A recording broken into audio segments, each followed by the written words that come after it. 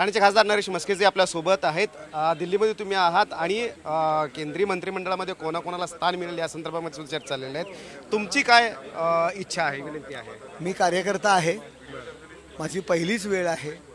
पक्षाचं तत्व, पक्षाचे विचार, पक्षाची भूमिका या दिल्लीमध्ये मांडावी आणि माझ्या मतदारसंघाला विकासाच्या दृष्टीने न्याय द्यावा या हेतूने मी खासदार म्हणून आलेलो आहे. ही एवढीच माझी मागणी आहे आणि एवढीच माझी इच्छा आहे. अच्छा, परंतु श्रीकांत शिंदे यांचं नाव वारंवार चर्चेमध्ये येते. तुमची काय इच्छा आहे? तुम्ही मुख्यमंत्र्याकडे मग काय मागणी केली का केंद्रीय मंत्रिमंडळाने त्यांना स्थान मिळावं? आमच्या सर्व खासदारांची इच्छा आहे किंवा मागणी आहे, श्रीकांतजी यांची भूमिका ही महत्त्वाची असावी, त्या दृष्टीने त्यांच्यावरती जबाबदारी द्यावी. जबाबदारी कोणती असावी?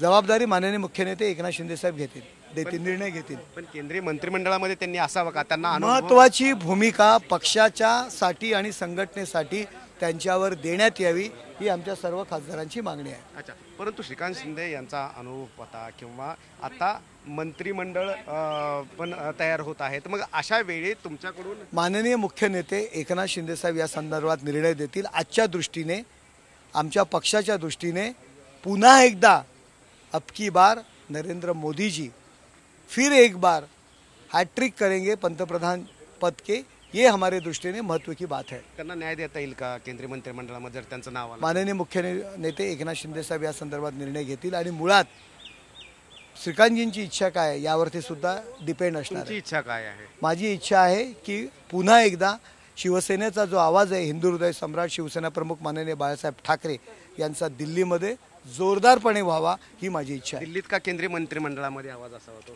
दिल्लीमध्ये जी पक्षाची भूमिका आहे ती महत्त्वाची असणार आहे आणि तो आवाज या ठिकाणी उठला पाहिजे. बिलकुल, आणि म्हणूनच श्रीकांत शिंदे यांना महत्त्वाच्या पदावर पद दिलं जावं अशी विनंती नरेश म्हस्के यांनी केली आहे. रामराज शिंदे, झी मीडिया, दिल्ली.